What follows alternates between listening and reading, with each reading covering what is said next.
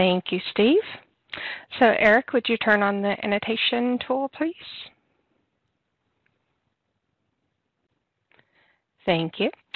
So using the annotation tool and clicking the T for text, would you please type on the whiteboard that's on the screen and give me any takeaways that you have from session 1? You may also use the chat box. And then also if you could let me know if you have any unresolved questions at this moment.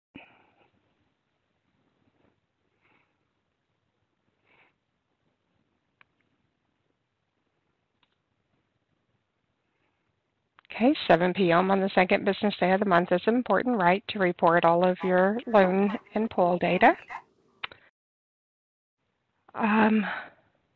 When in doubt at 7 p.m. on the second business day, that's great. The deadlines, reading your pre-K is very important. That's posted in e-notification, right? So we went over e-notification on Monday.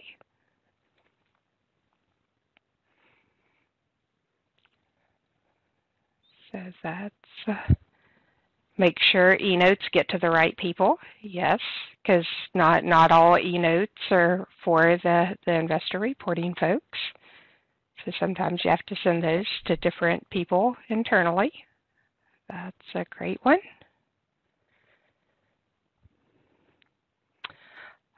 All deadlines, especially the second business day for RFS reporting. Yep, follow the monthly reporting workflow. That's a good one. When in doubt, call VDEV, right? So that would be the hotline number with option 2. That's a good one. Okay, let's see here. And the PA functional acknowledgement tells us whenever if you uploaded the file that was uploaded is accepted or rejected. That's a great one.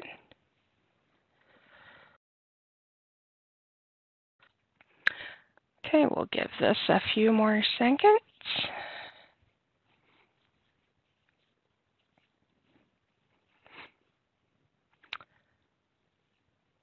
Okay, and Eric, if you could export this slide before we move on, please.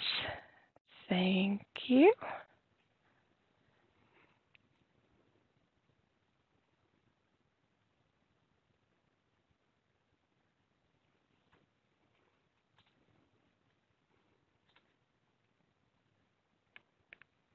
Wonderful. Thank you, Eric. So in session 1, I covered the issuer's primary responsibilities and subservicing partnerships. Nancy covered the resources and reference documentation available to issuers on the Ginnie Mae website and touched on some Ginnie Mae terms. I covered the monthly reporting timeline, including the major deadlines for missing pool and loan data, and when critical alerts must be cleared. Debbie explained in detail the e-notification process. Today, we will be focusing on these 3 bolded modules. We will dive right into RFS monthly reporting of pool and loan data. In this module, we will explain the 4 types of RFS records, how to edit the records appropriately, define which calculations RFS performs, and distinguish which fields issuers are responsible for reporting and editing. It is very important that 100% of the pool and loan data be reported by 7 p.m. Eastern Time on the second business day in RFS. Also, the critical exceptions must be cleared by 7 p.m. Eastern Time on the 4th business day. The best way to know how 100% of the pool and loan data is reported on the second business day is to view the summary screen and ensure that the reported loans and pools balance to the expected loans and pools. Also, you should view the Exception tab and ensure that there are no outstanding RFS 111 missing pool exceptions and no outstanding RFS 204 missing loan exceptions. The 4 RFS records are pool, loan, sensitive, and various, which we will cover in detail over the next section of slides. Ginnie Mae MBS Guide Appendix 6-19, which Nancy discussed on Monday, gives a full description of each record. Appendix 619 can be found on the ginniemay.gov website and also on the link provided at the bottom of the slide.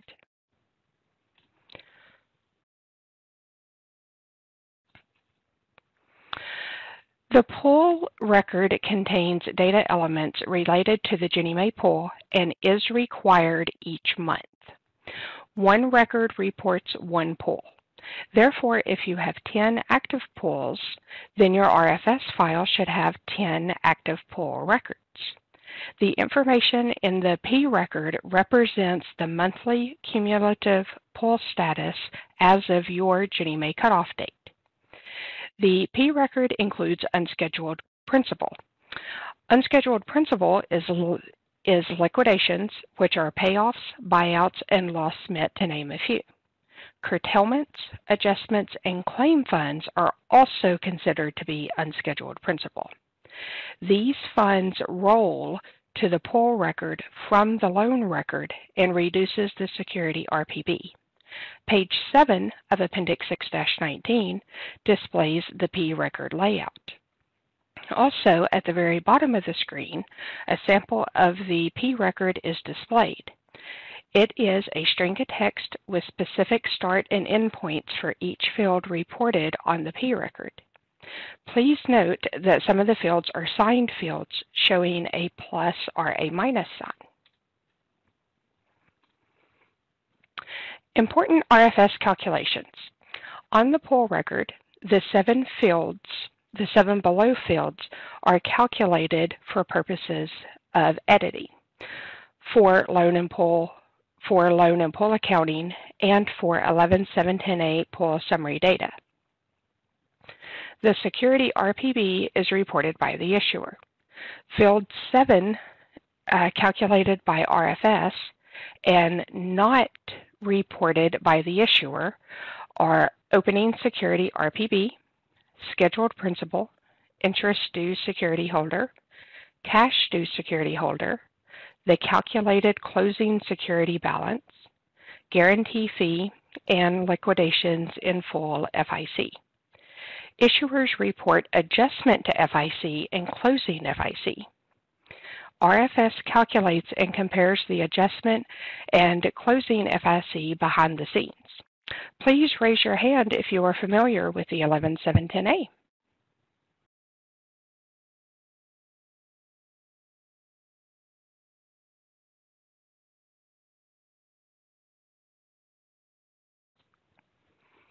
Wonderful. I see lots of hands. That is excellent. Eric, if you would please clear the hands. The pool record has a total of 25 fields.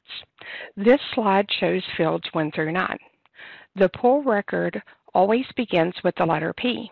The 2 fields that generate the most exceptions are bolded. The pool FIC must agree to the cumulative active loan FIC for the reporting period. This shows fields 10 through 17. The final security RPB is the value that RFS releases to the CPTA after 7 p.m. Eastern Time on the 4th business day. Please note that fields 14 and 15 only apply to multifamily pools.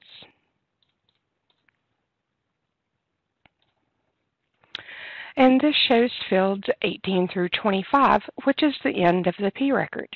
Please note that fields 20 through 23 only apply to multifamily pools. Now we'll move on to the loan record. The loan record contains data elements related to active loans within a Ginnie Mae pool and is required each month. One record reports one loan. The information in the L record represents the monthly cumulative loan status as of your Ginnie Mae cutoff date. The L record includes reporting liquidations on a loan within the report period. A ULID, which is the unique loan ID, is assigned by Ginnie Mae and needs to be input into your servicing system for reporting to RFS. The ULID are posted in e-notification as a text file, which we discussed on Monday during the e-notification section. Page 12 of Appendix 6-19 displays the L record layout. Also, at the very bottom of the screen, a sample of the L record is displayed.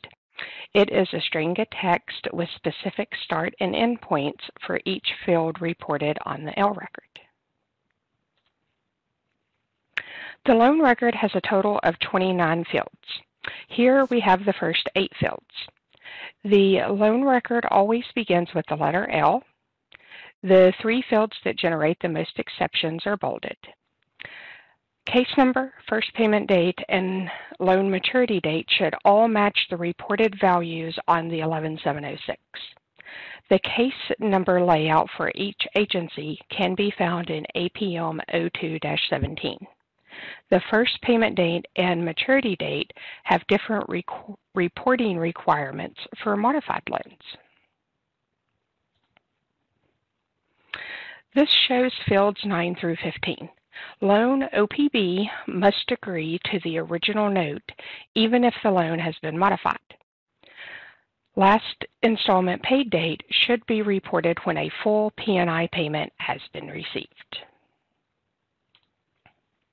And this shows fields 16 through 21. All collections of interest and principal should be reported in fields 18 and 19 when collected within the reporting cycle.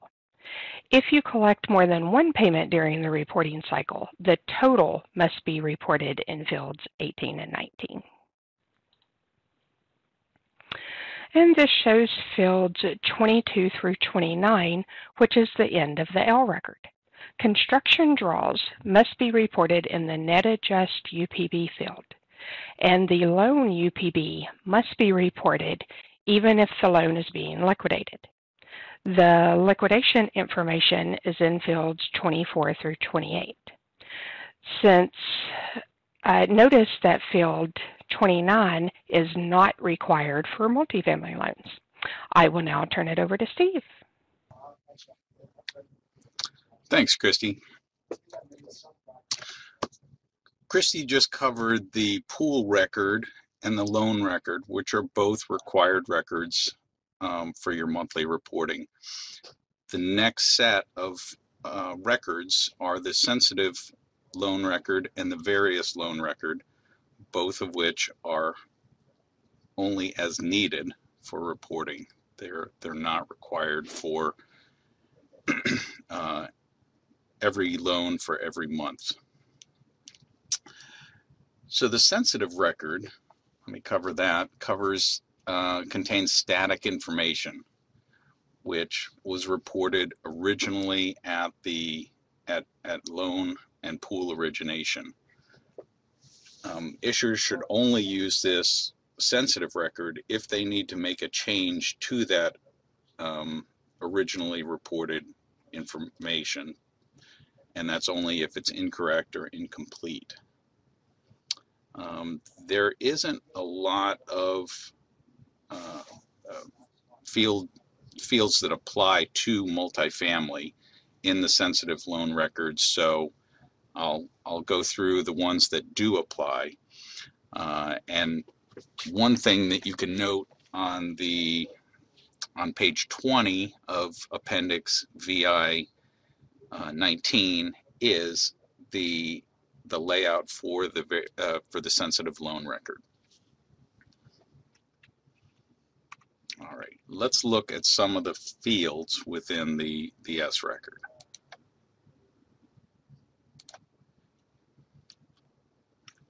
Okay, this slide shows fields 1 through 10.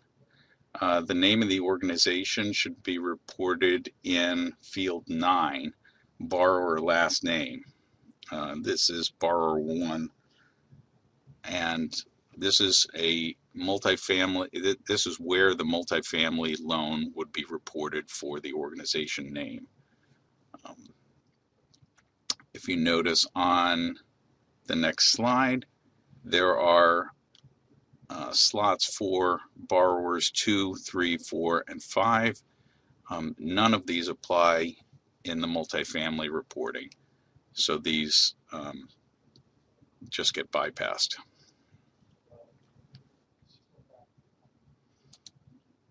All right.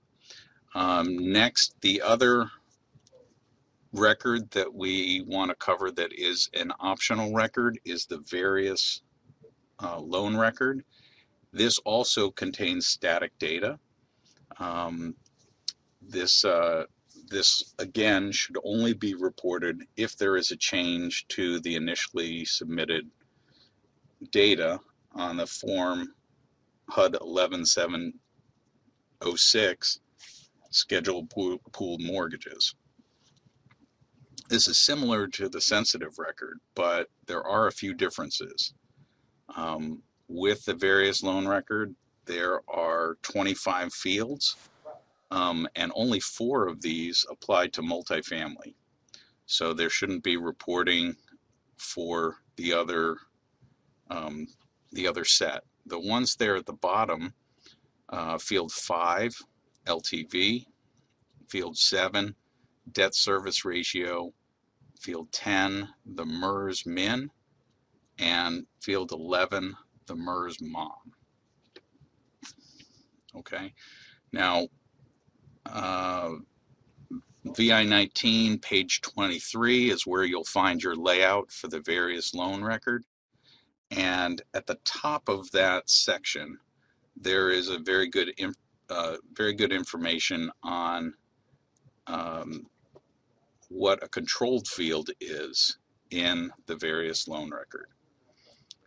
So controlled fields just in general are fields that Ginnie Mae wants to track any changes that are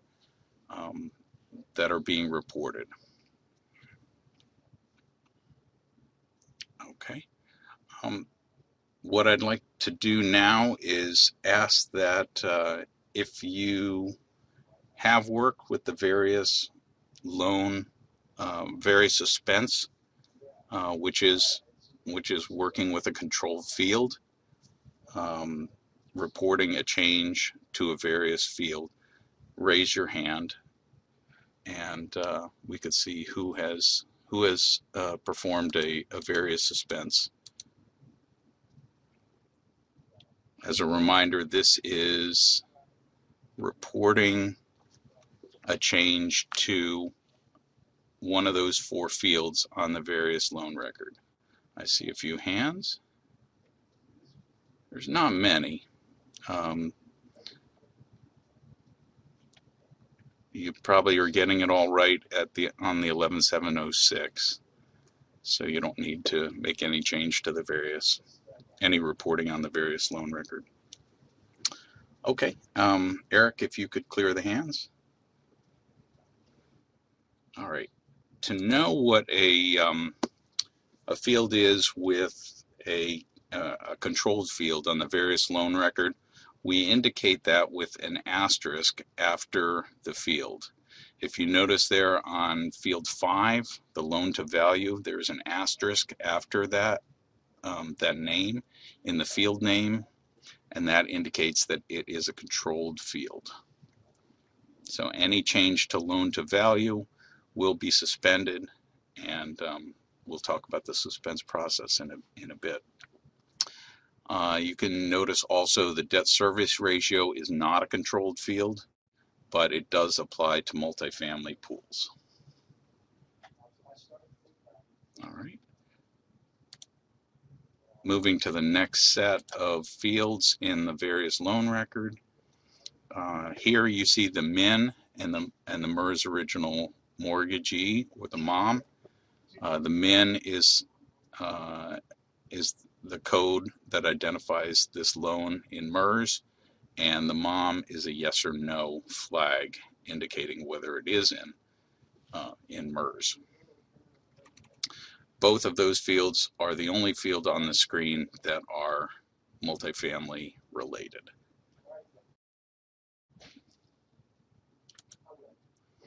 Okay, the next set of fields in the various loan record 15 through 20 are not applicable to multifamily. So please do not report on these. And the same with fields 21 through 25. None of those are related to multifamily.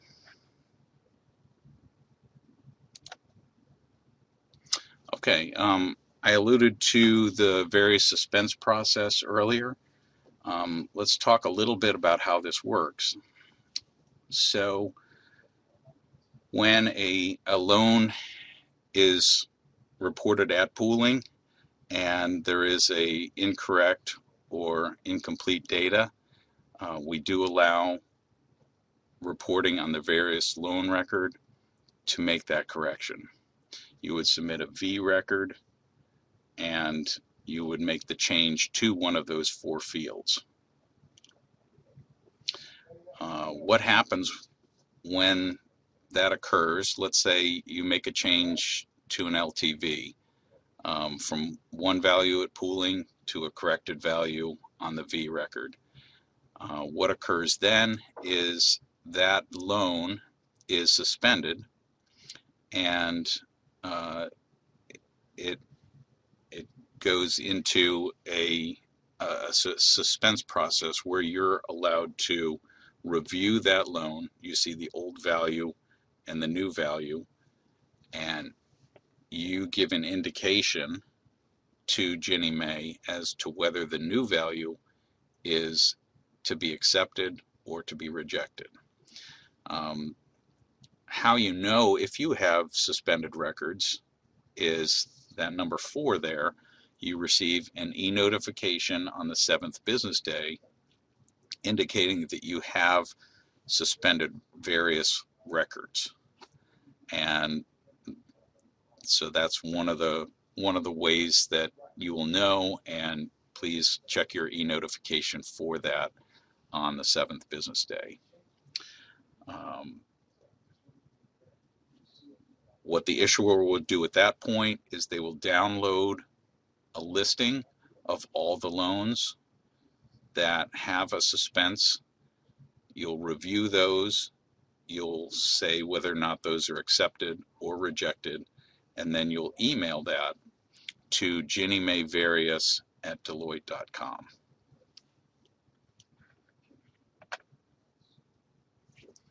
Okay. Any questions on the various loan record and the suspense process, or any of the questions there? You can type it in the group chat. I'll give a minute or 2 if you have any questions there.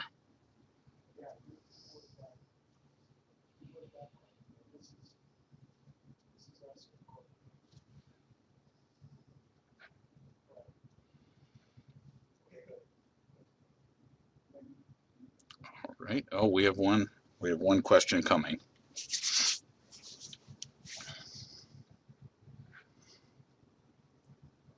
All right, and then after that question, we're going to review each of the 4 records that Christy covered and I covered.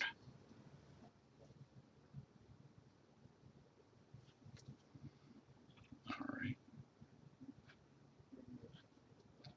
right. The question is, does the records for suspense have to be in a certain format? Yes.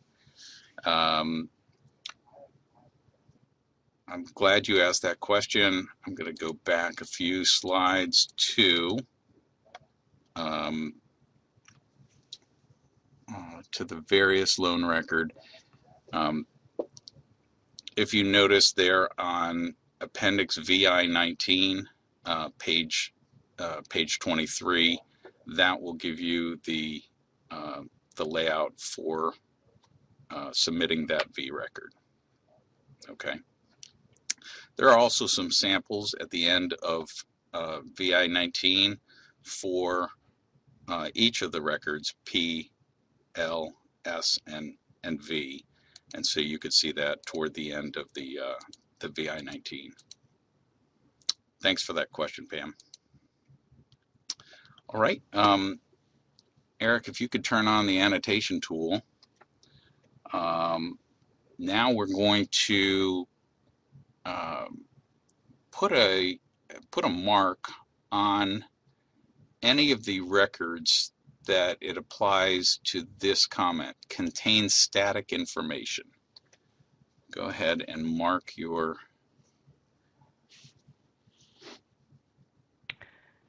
And Steve, while folks are putting their stickers on this slide, we do have another question that says, are these required data? Thank you for that, Christy. Yes, I see that, and the only required fields are the pool, or the required records are a pool record and a loan record, and if there are changes to a sensitive or various record.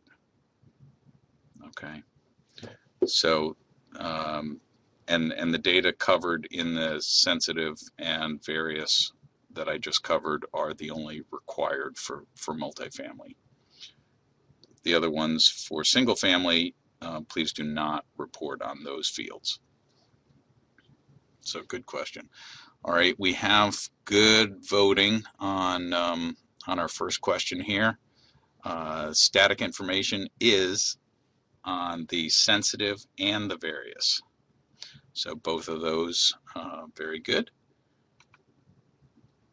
All right. The second one, which of these records, or which of these records contains unscheduled principal? Make your vote now.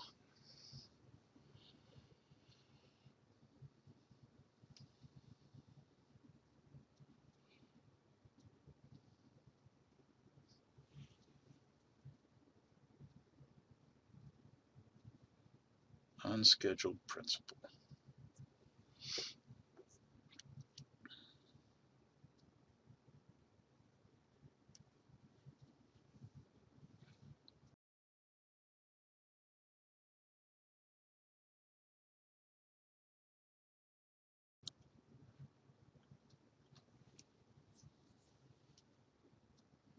All right, we're getting good votes here. There is only one record that contains unscheduled principal. It is the pool record. And Christy mentioned that in the presentation earlier. The pool record contains the unscheduled principal. And it looks like maybe because of the number of votes in the loan record, that might be a follow-up that we can do in a Q&A session. Well, actually, Steve, I mean, you know, you do report like the curtailments on the loan record, which flow through to the pool record. True. You know, so.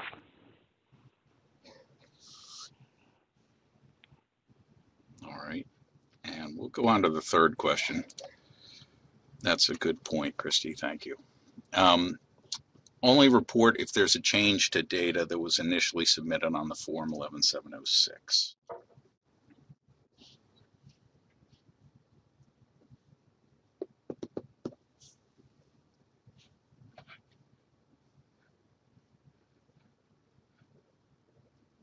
All right, good voting.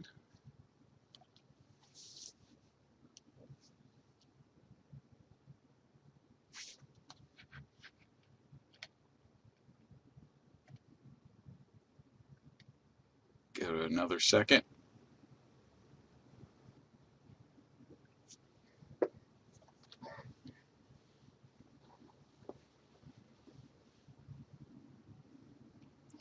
All right, great job. This is the various loan record is the answer here.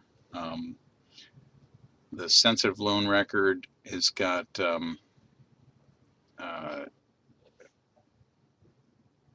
that one is also on the 11706. Is that correct, Chrissy? Yes. Okay. So good job there. Last question. All right. This would be represents the end of the reporting period status of the loan.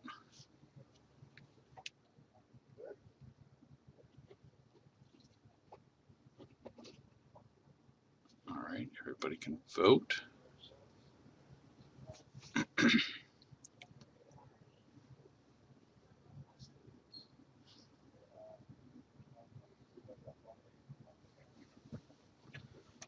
Very good. I see a variety of colors and shapes. Somebody's very creative.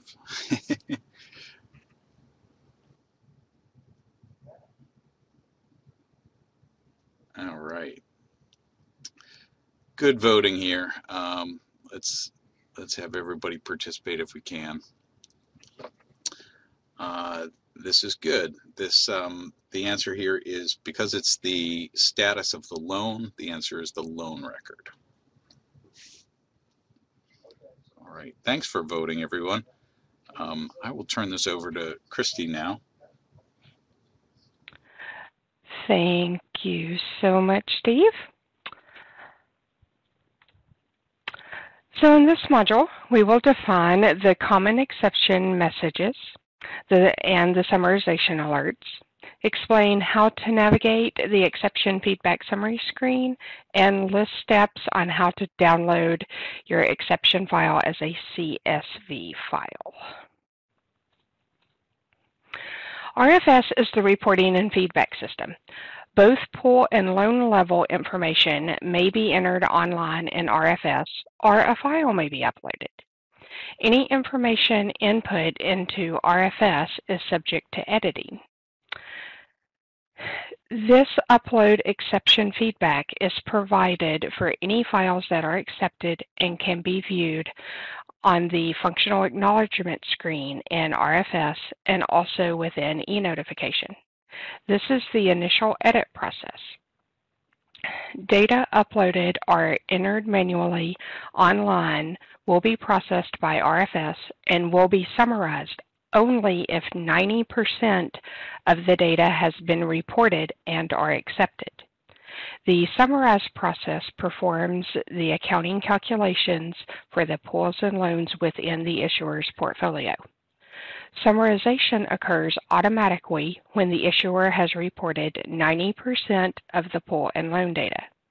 Also, there is a nightly bulk summarization for all issuers meeting the 90% criteria to include any data manually entered online in RFS. If 90% of the data was not accepted and the summarization process was not completed, the summary screen will not display correct values. The issuer should review their exception feedback. First, navigate in MGM to exception feedback, which is the PAEF.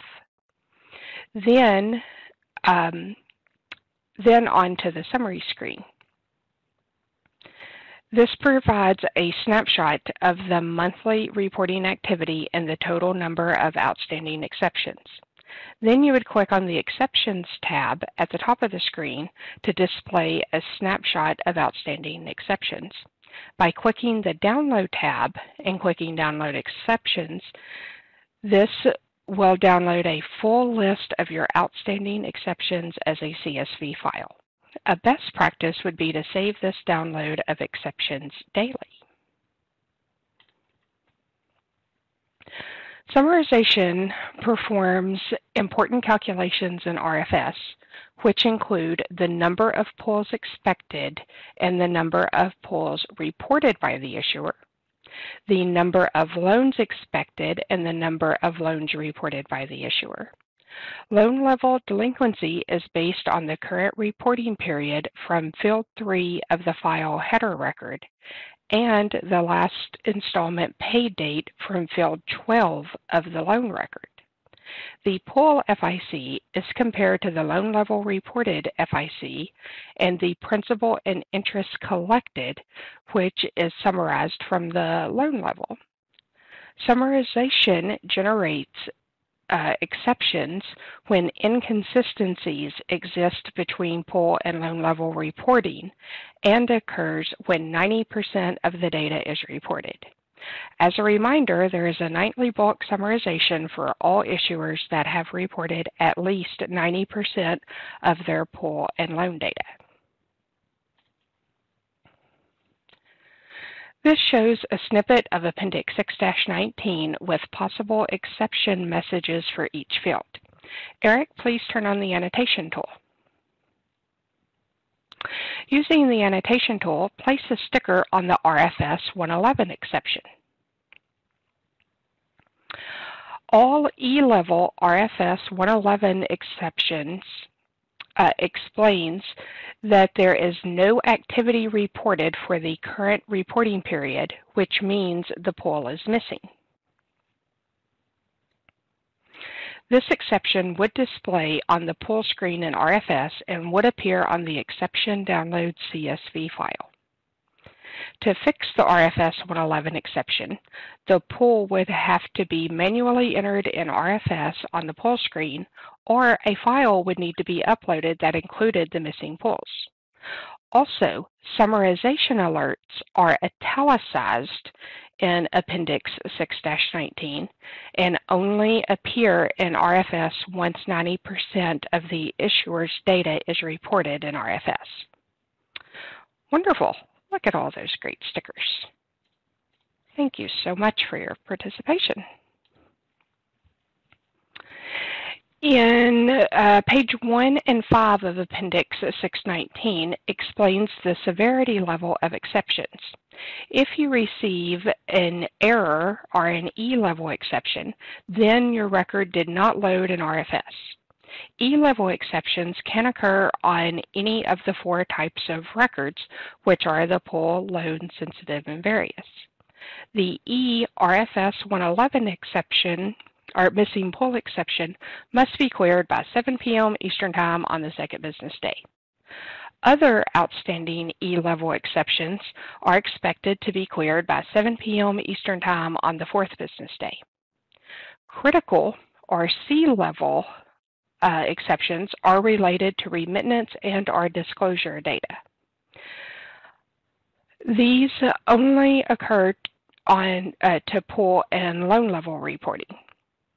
The RFS 204 missing loan exception must be cleared by 7 p.m. Eastern Time on the second business day. Other outstanding C-level exceptions are expected to be cleared by 7 p.m. Eastern Time on the fourth business day. High or H-level exceptions are related to pool and/or loan level reporting. The ILM or medium level exceptions are related to loan matching and/or suspense. The low or L level exceptions may occur on any of the information on the 4 types of records.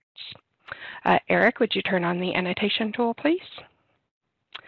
So here, if we could put a sticker on the critical severity level, please. And while you guys are doing that, the error and critical exceptions should be cleared either on the second or the fourth business day, and the high, medium, and low exceptions should be addressed by the 10th business day.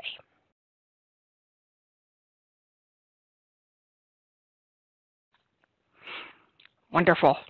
I love all the stickers. That's great. Okay. And Eric, if you could turn off the annotation tool, please.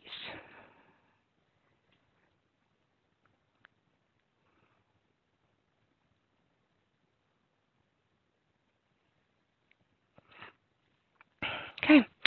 To access the summary screen in RFS, you would log in to My Ginnie Mae, click on Tools, then click on the PAEF for the Exception Feedback module.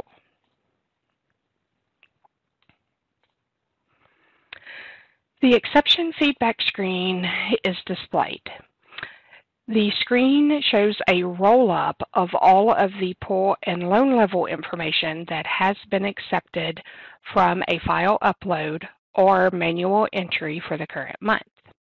Note that the drop-down box will display the current month's reporting period and 17 months of prior data. You may only update information for the current month. If you are missing current data, this is where you would find a difference in the reported versus the expected loans and pools. On this particular issuer, there are 38 reported loans and 42 expected loans. Therefore, the issuer is missing 4 loans. Also, there are 41 reported pools and 42 expected pools on the bottom half of the screen. Therefore, this issuer is missing 1 pool. Using the annotation tool, would you please indicate on the screen where you can see the number of outstanding exceptions?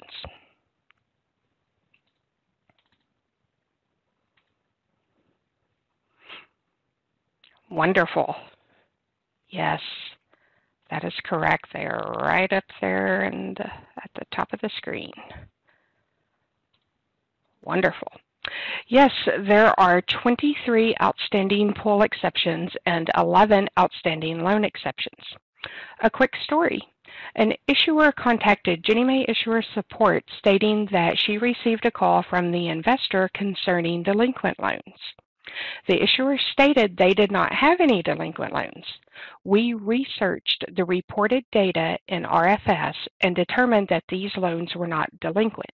The issuer reported the current month payment but did not report the correct last installment paid date in RFS. We viewed the RFS summary screen and there were 12 loans delinquent 1 month based on the last installment paid date.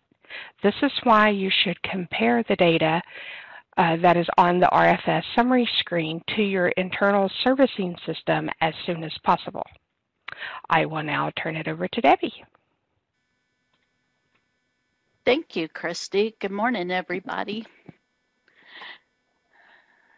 And here's the exception feedback tab, which displays the outstanding exceptions. If you were missing pools or loans, this is where you would see the count of the missing RFS 111 pool exceptions, which is 1, and outstanding 3 missing loan RFS exceptions. If you remember from the RFS summary screen, which was the prior slide, there were 4 loans missing. This exception feedback screen only shows 3 loans missing. The difference in the missing loan count occurs when a pool has not been reported. Once the pool is reported, the RFS exception will generate. Also, this particular issuer has other outstanding exceptions which will need to be worked. There are 2 ways to retrieve your pool and loan level exceptions.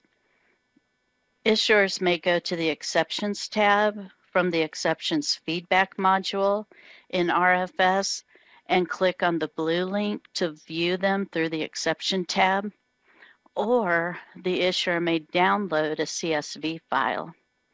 Downloading the full list of exceptions is recommended. Eric, please turn on the annotation tool, please. Using the annotation tool, can you place a sticker on which of these 2 options you use or will use most frequently to view exceptions?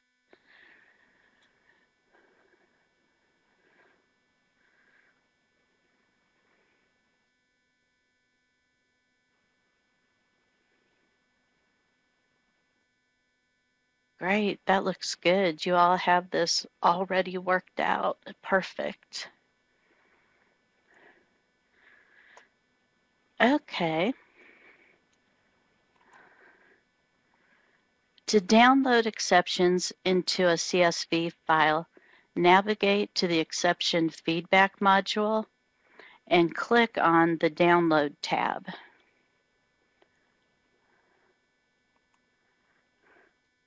Then click on the Download Exceptions in the dark blue bar to download a list of all your outstanding exceptions. Click the Download button at the bottom of the screen. Also, if your organization is a subservicer, you may check the Download Subserviced Issuers box on the right side of the page to download all active exceptions for all of the issuers you subservice for.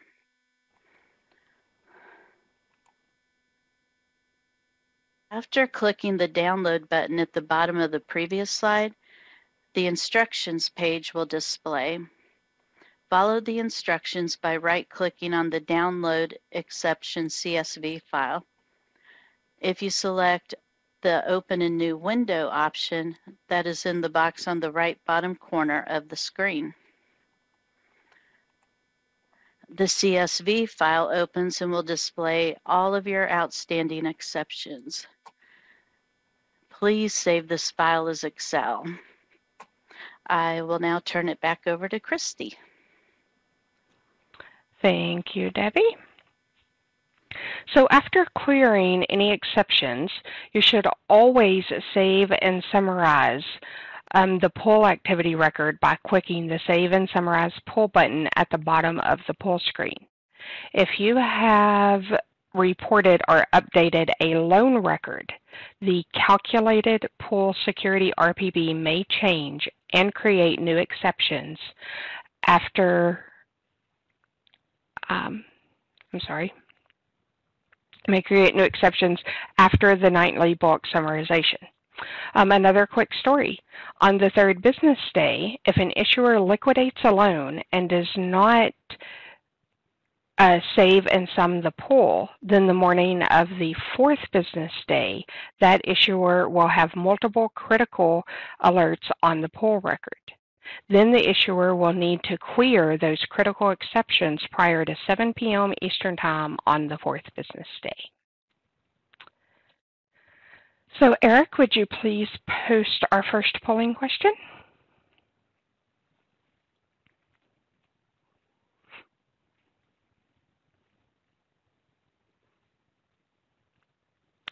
Okay. So our first question is, how are the summarization alerts identified in Appendix 619 for the report of pull and loan data?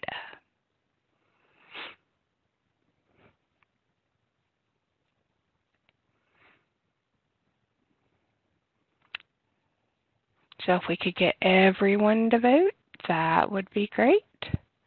So we have our options that the exception message is printed in bold text, in italicized text, in a different color, or they're not identified in 619.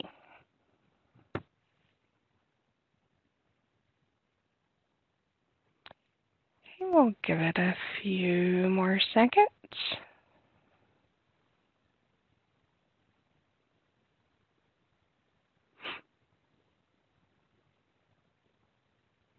Eric, if you could end the poll and broadcast the results, please.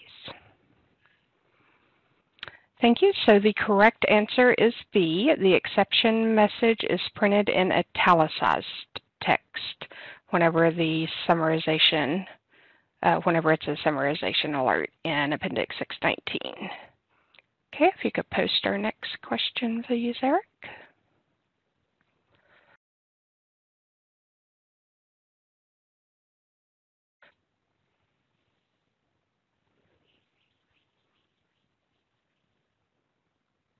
Okay, and if we could open the poll, please.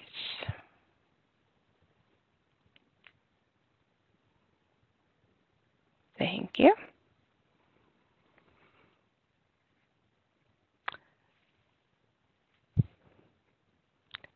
Okay, so what percent of data must load for summarization to occur? If I remember correctly, I said this 5 or 6 times in our last section.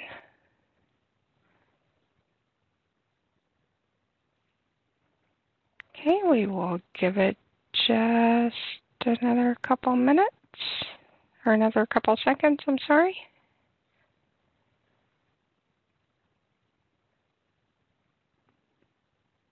And Eric, if you could end the poll and broadcast the results, please.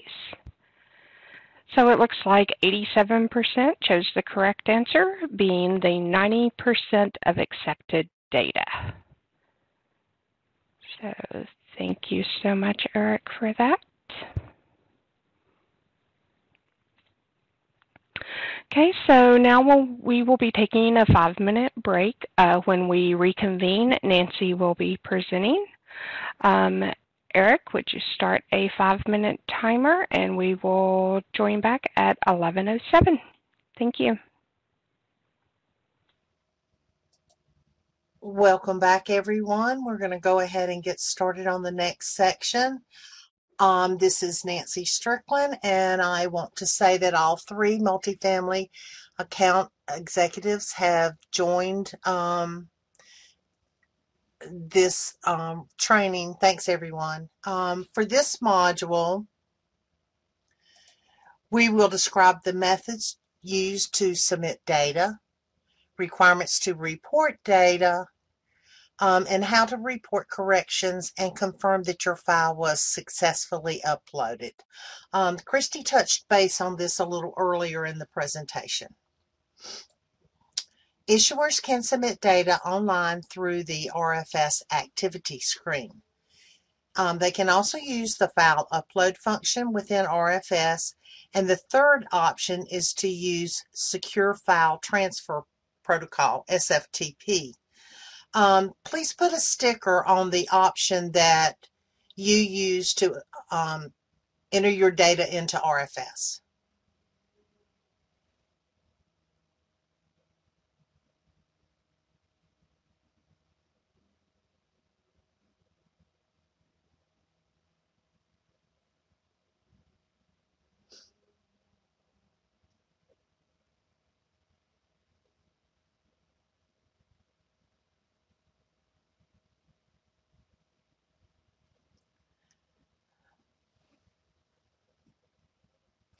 The SFTP option is a secure channel which the issuer would need to coordinate with Jenny Mae and BNY Mellon to obtain any of the required forms. The preferred method of reporting is either using the file upload or the SFTP option. Thank you. If you could clear the stickers, please.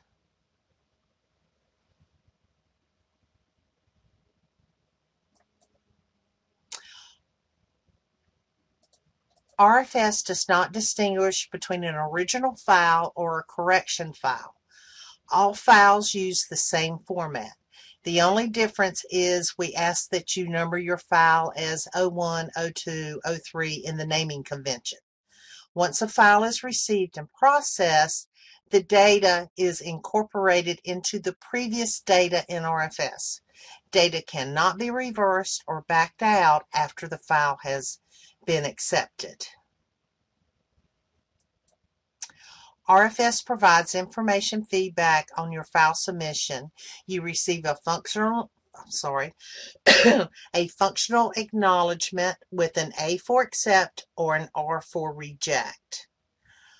There are 2 different access points to acquire the information: e-notification and exception feedback download. Please put a sticker on the option that you use to review if your file was successfully uploaded, which I hope you do view to ensure it loaded.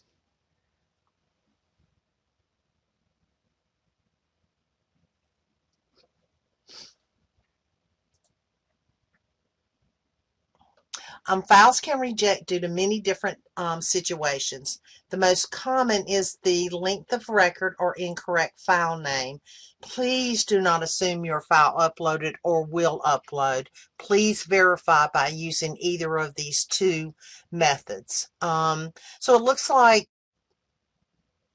it's really split between if you go into e-notification or that you use the PA exception feedback download to look at your status of your file. Either method is good to use, just as long as you do it. Thank you. If you can clear the stickers, please.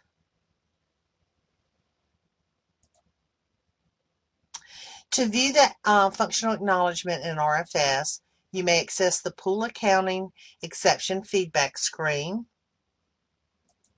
You select the Download tab,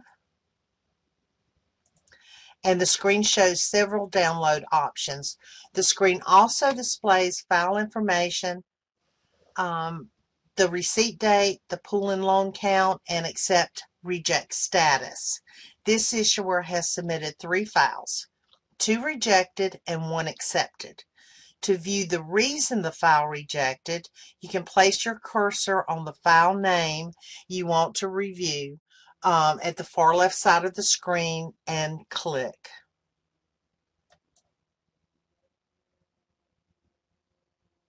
This slide shows the full functional acknowledgement screen. The far right of the screen shows this file was accepted and includes the number of records in each file type. The number of pool records is 41, and there are also 41 loan records. There were no files for sensitive or various record. Let's look at the reject record.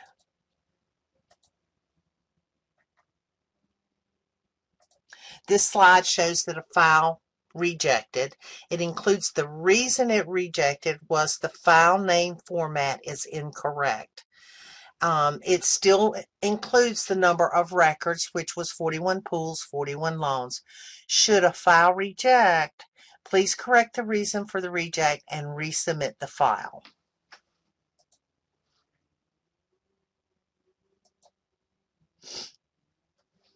The information on the top of this slide is from e-notification. A few slides back, we saw that the issuer had submitted 3 files. E-notification is also showing 3 functional acknowledgements, 1 for each file. If you open each FA in the order received, it shows the issuer has 2 files that rejected and 1 that accepted. The FA in eNote does not display the reason the file rejected.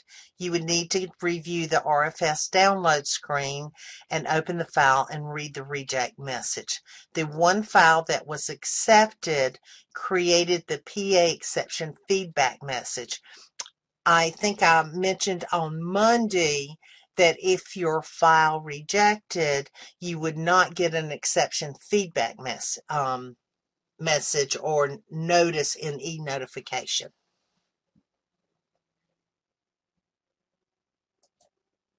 To access the pool and loan screens, you will need to select the PA Multifamily button under the Tools menu.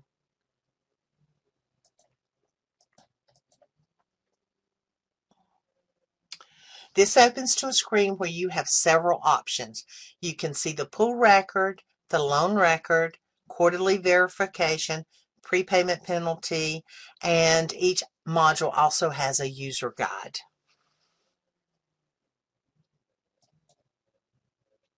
So let's look at the pool record. When you view the pool screen, there are several links to additional data. All of the links have a red box for this presentation only. Near the top of the screen, you can view the RFS 11710A once you have reported your pool data. If you scroll down the screen and look at the bottom left side, there are links to the custodial bank information and to the pool transfer history. At the bottom of the screen is one of the most important items on the screen, the Save and Summarize Pool button.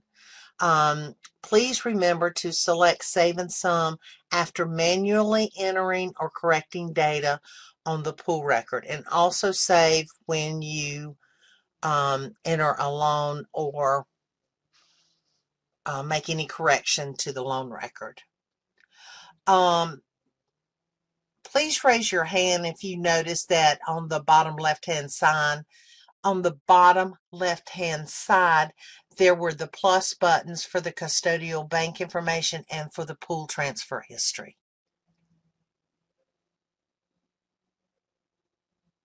We do receive a lot of calls from issuers saying they do not know exactly where to find the custodial bank information, or where to enter it or make corrections, because it's a button. A lot of issuers are not familiar with that, especially if they enter all their data with a pool record. Okay. When you select the custodial bank, the screen displays the information reported on the pool record. You have your bank account and your ABA numbers. The ABA field is also used when we do CAVs, the custodial account verification process. If you select the pool transfer history, the screen displays the date the pool was issued, which has been very helpful to a lot of issuers, and also if there was any pool transfer history. We've definitely received a lot of positive feedback from issuers saying that the pool transfer history has helped them tremendously when they have researched pool issues.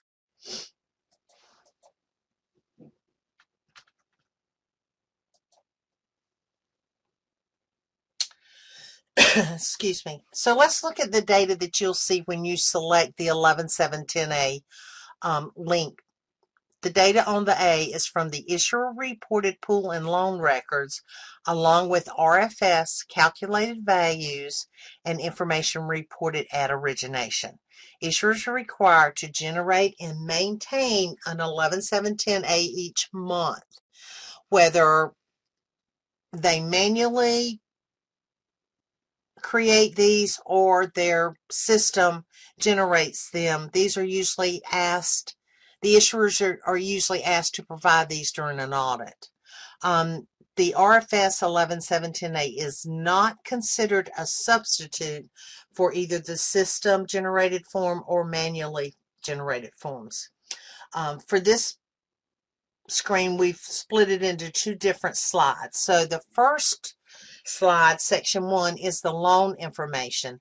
It's collections, prepaids, delinquent amounts. Reported loan data from the loan record rolls to section 1. Delinquency information is calculated from the last installment date reported at loan level. And Christy talked about that a little bit earlier when she said an issuer had not reported the correct LPI dates. It would show on the 11710A as the loan was delinquent if you did that.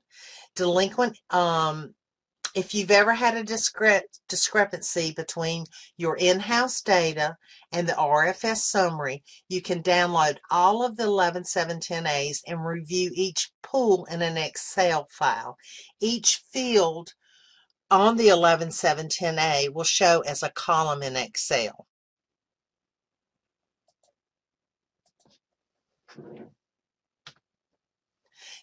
Section 2 is a combination of reported loan data, calculated data from the pool record, and origination data. Additional principal, liquidations, and other adjustments roll from the reported loan information. Section 3 includes the reported security balance as reported on the pool record, and Section 4 shows calculated guarantee fee, and Section 5 is your bank account information. At the very bottom of the screen, we're showing it in the red box, there is a link to return to the pool record.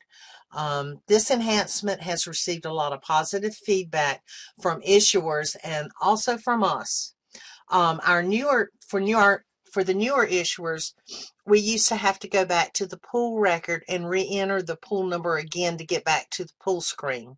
So this link back to the pool record has saved a lot of time for a lot of issuers and also for us.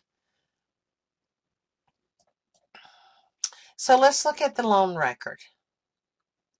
The top half of the screen is the information for when the pool was originated. Loan OPB and the amount securitized, interest rate, FIC, and term all came from the 11706. Also the name of the project and the address. The bottom half of the screen shows loan activity, the current month collections, LPI, and any balance of the loan. At the very bottom of the screen is the Save button. Anytime you change or update the loan record, please remember to go back to the pool record and save in some of the pool record. That will have any changes from the loan record feedback to the pool record. So any unscheduled principal reported on the loan record would move to the pool record. At the bottom left of the screen is the link to the various loan data, which Steve went over earlier.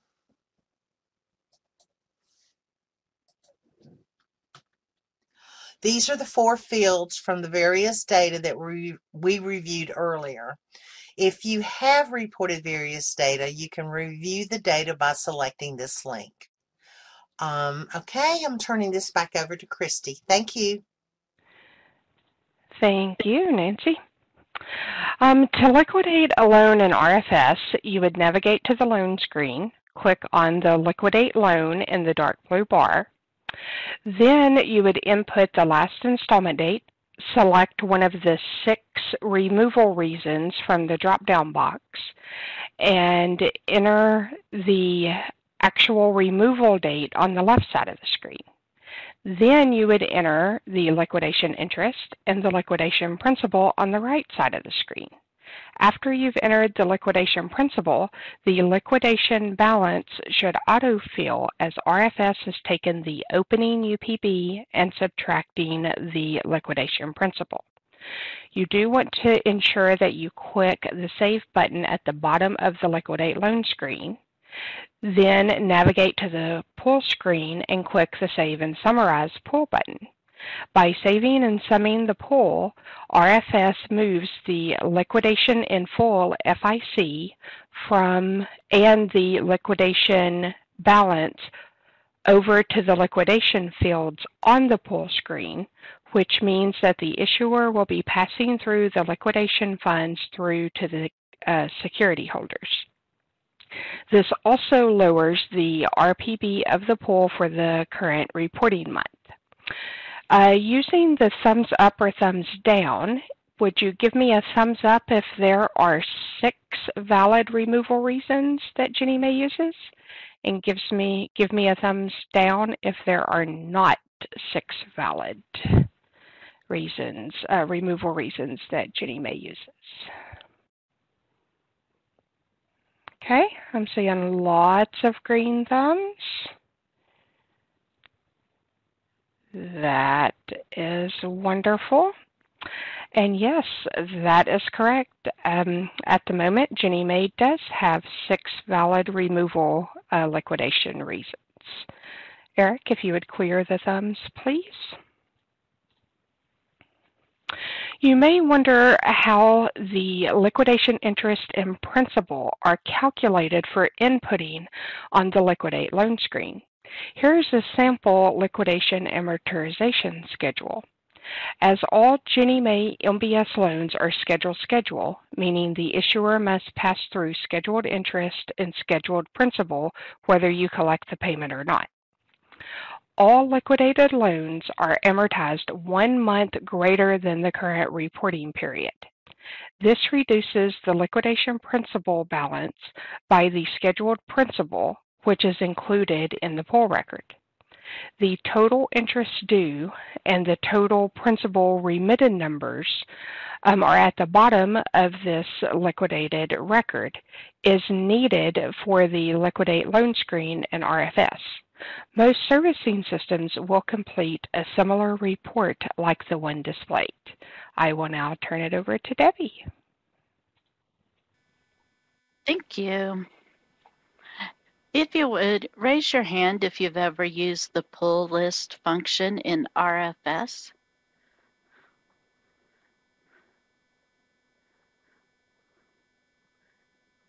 Good, I'm seeing lots of hands.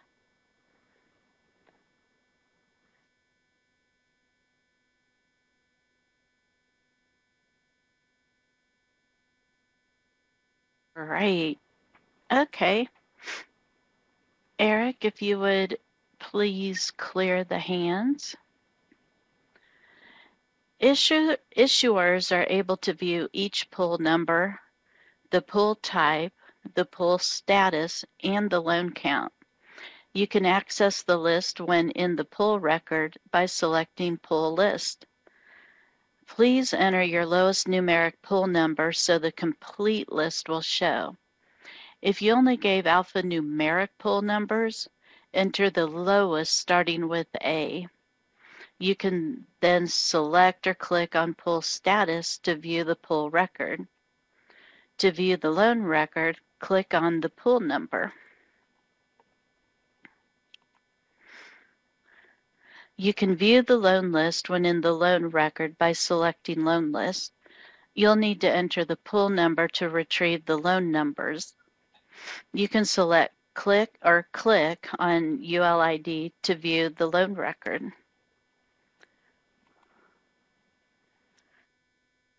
This screen shows an active multifamily pool loan list. I picked a pool that had 5 loans to show you a good example of a loan list. Click the unique loan ID to view the record.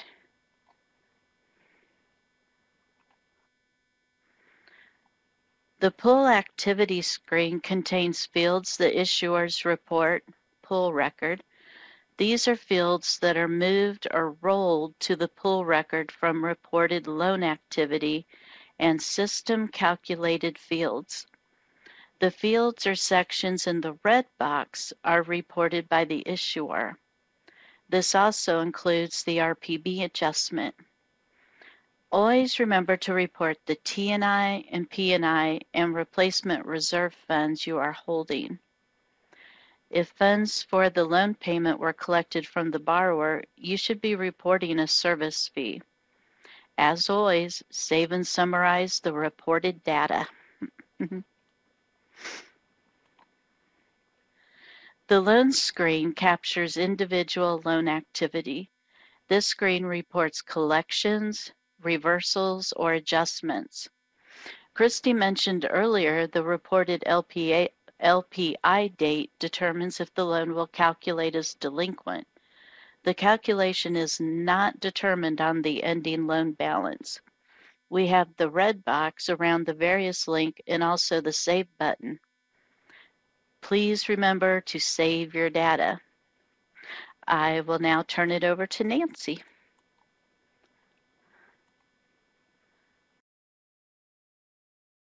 Thanks, Debbie.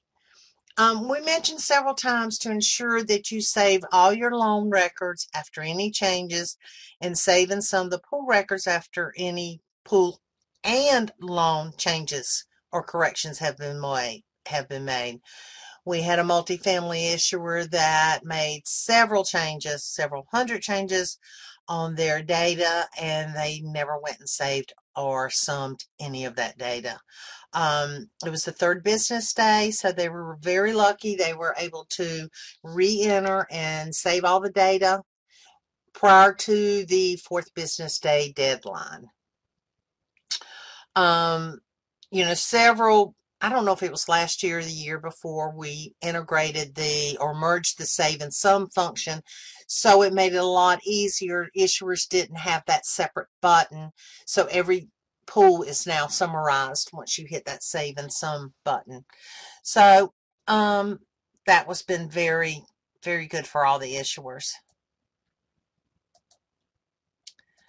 So I've mentioned enhancements several times. Additional enhancements are all showing on the download screen. All liquidations for 1 month or more can be pulled by the issuer. The RFS summary and summary screen has a download screen, and the 11710As. There's also a download function for subservicers for any exceptions they have for their issuers. You also have the ability, to download one file for each issuer, or they can include all their issuers they subservice into one file.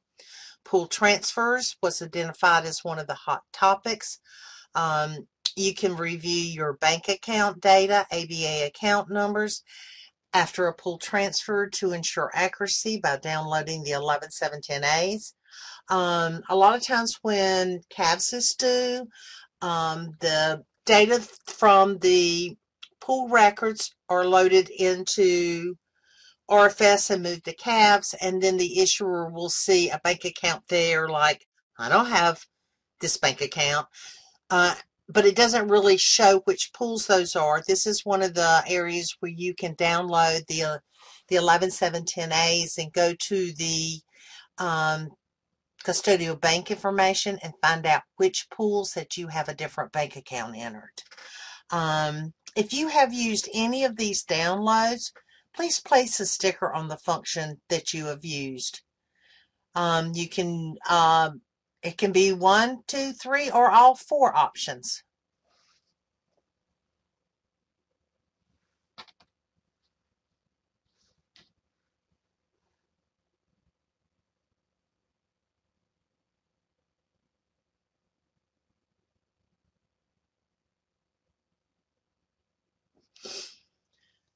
Well, I'm very excited to see that people are using the new enhancements. And we're always open to any information or requests for enhancements. We don't always get them in. It depends. They will go onto a list of items.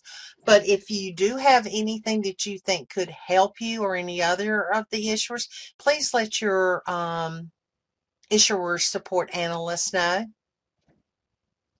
All right, I'm turning it back over to Christy. Thank you so much. Thank you, Nancy. We will now review some examples of reporting pool and loan data. If you have a non-amortizing PN pool, this slide shows how to report the first month in RFS.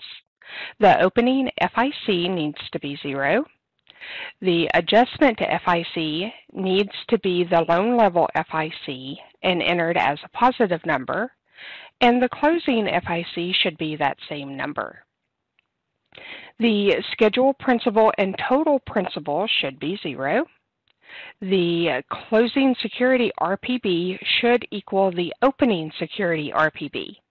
You may ask, how do I determine when I have a loan that does not amortize until 2 or more months after the pool is issued? The answer is to review the first payment date of the principal and interest on the mortgage note, as it would be greater than 2 months of the pool issue date. The first payment date should agree to the first payment date reported on the 11706 in LMF PDM.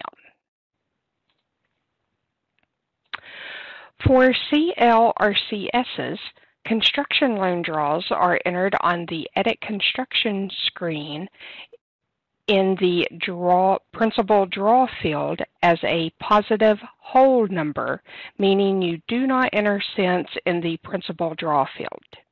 To find the draw amount, you would review e-notification for the daily transfer sheet formatted draw notification.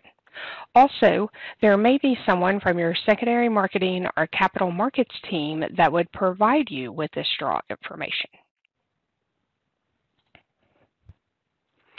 After inputting the construction draw amount on the loan, you would navigate over to the pool screen. Save and summarize the pool to ensure the draw amount carries over correctly. Liquidations are reported on the loan and pool records. Here is an edit project loan that has been liquidated. In the upper left-hand corner, the liquidated loan appears in red. On the pool record, the liquidation in full FIC and the liquidation balance carries over to the loan record when the pool is saved and summed. The red boxes show these two fields.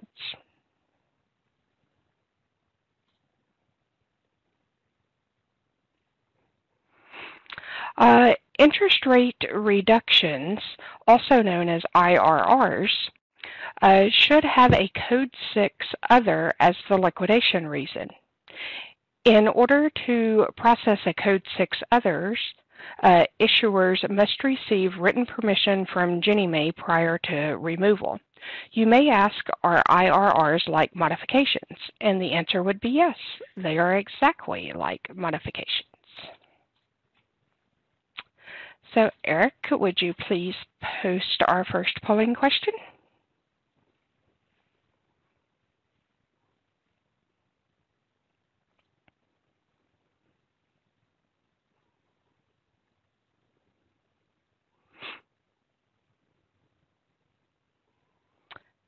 Thank you. So the question is, when do you summarize a loan record?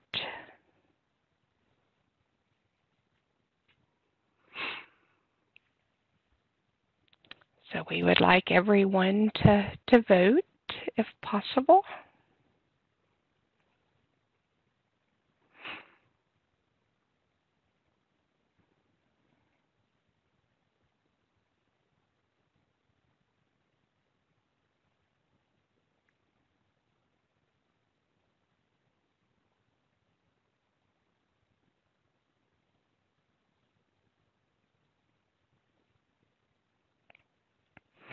Okay, we'll give it a few more seconds. So to read the question again is, when do you summarize a loan record? Maybe we should think back to all the times that Debbie and Nancy and I were talking about that pool saving some button.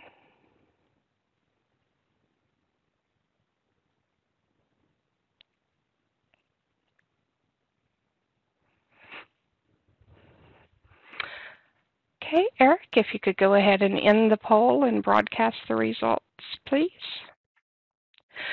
So the correct answer to this question is actually C. This is a trick question. So the question is, when do you say, or when do you summarize a loan record? A loan record you actually just save. It's a pool record that you save and summarize. Okay, Eric, if you could post the next question, please.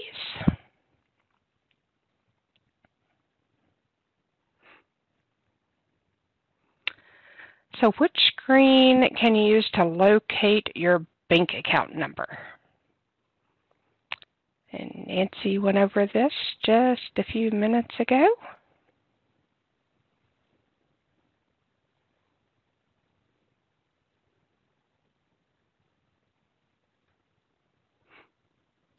And Nick, we'll get to your question in just a few minutes. Oh, thank you, Nancy. Yes.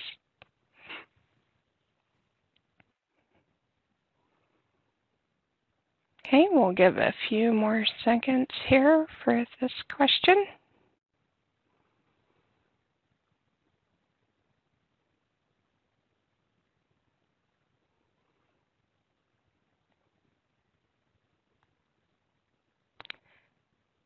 And Eric, if you could end the poll and broadcast the results, please.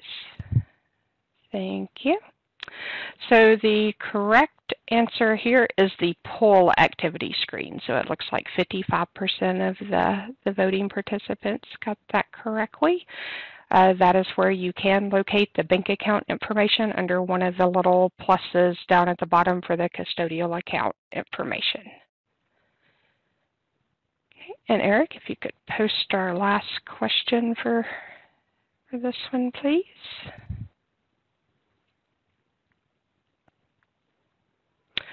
So which records are required each month?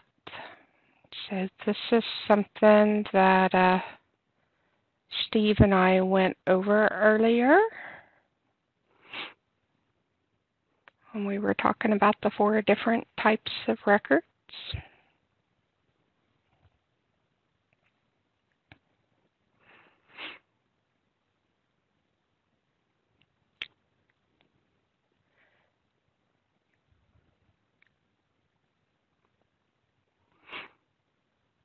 We will give it just a few more seconds.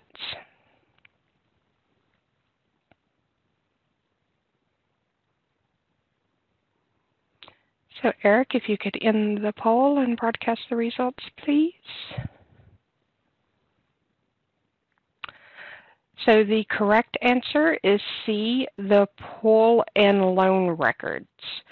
So the pull and loan records are required each month, and the sensitive and various, those are only required when there is a change. So Eric, if you could go ahead and remove the polling question.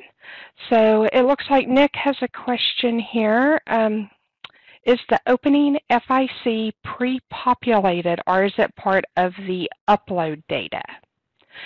So the opening FIC, and Nancy, please correct me if I'm wrong, the opening FIC for a new pool comes over from MFPDM for that month, and if it's already a pre-existing pool, the opening FIC is carried over from the prior month's closing FIC.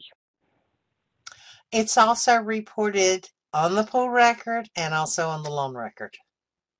So if an issuer is entering data manually, they would not have to report the field originally. It's already there.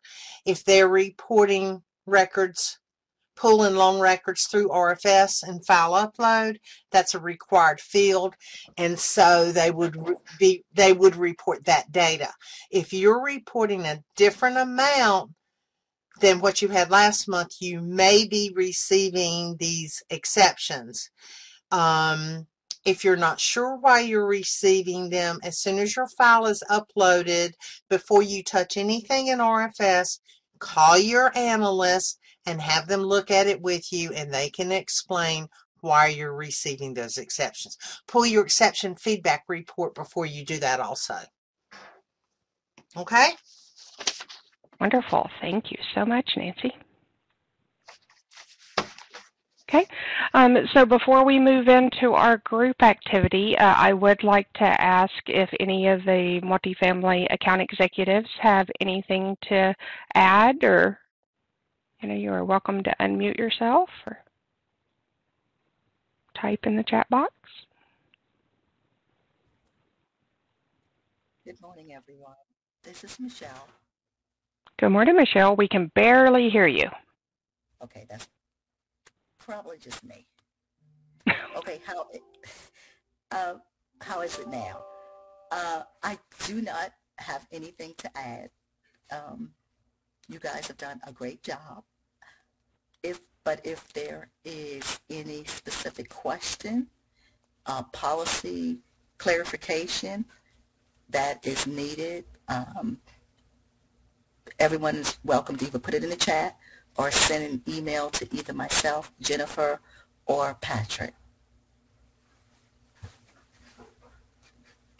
Okay, thank you so much, Michelle. Thank you, Christy. Okay,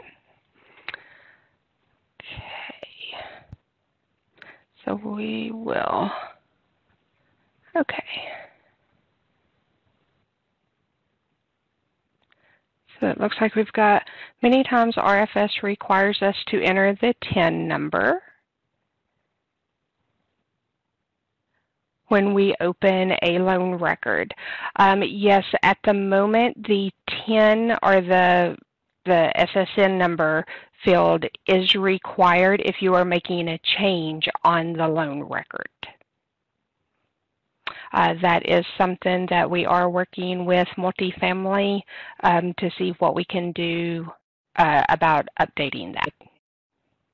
And I think that only happens when you're manually changing data in RFS. It does not happen when you report a loan record through file upload. Right, Christy? Yes, ma'am, that is correct. Okay, so now we will move on to our group activity. Okay, so in today's group activity, we are going to analyze the exception feedback download file. So when you are working your exception feedback, Appendix 619 defines the exception feedback severity level, the exception code, and the exception message. All of our Ginnie Mae issuer support team keeps a printed hard copy of the Appendix 619 on our desk to assist us whenever issuers call, ask questions.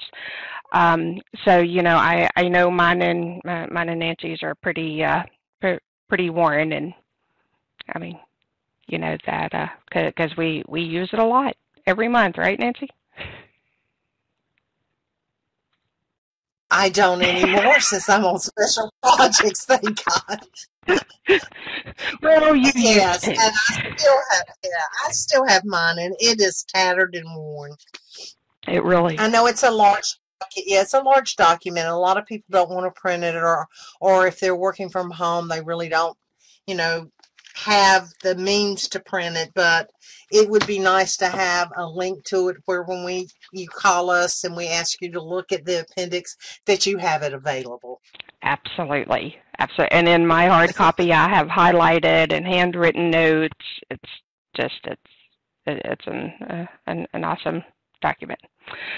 So, okay, so this is intended to be a group discussion. So the more people that participate, the better the discussion will be. So please feel free to unmute yourself and speak, or you are welcome to type in the chat box.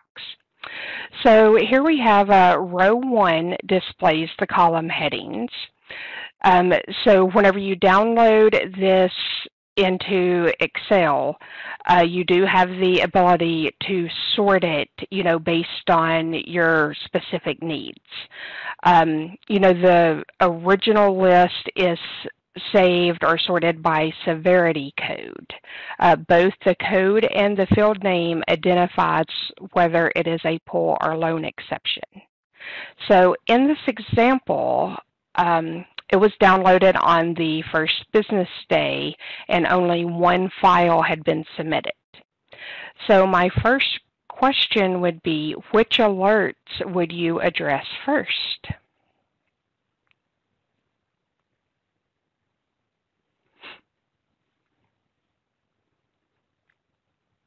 So we welcome anyone to unmute and speak up, or looks like Nick is typing, and Nick and Donna are typing in the chat box.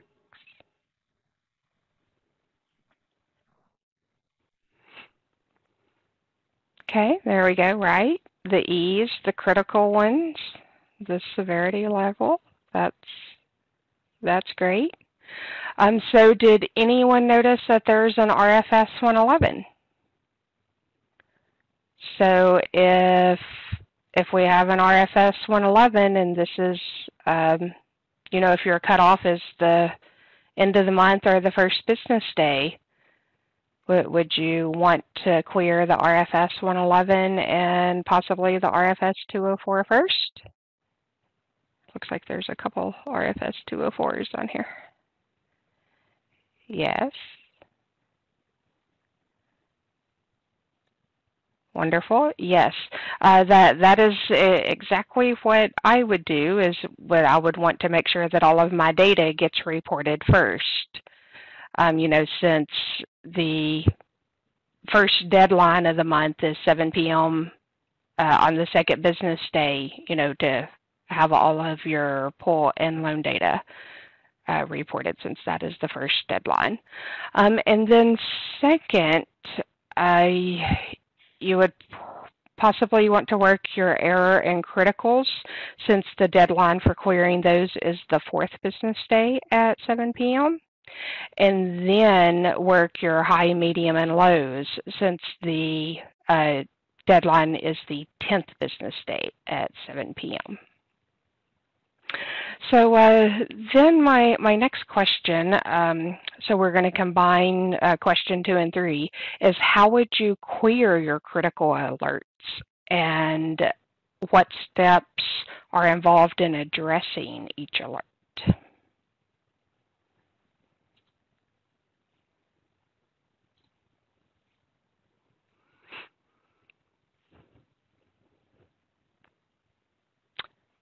So is everyone being shy today and no one wants to unmute and speak today?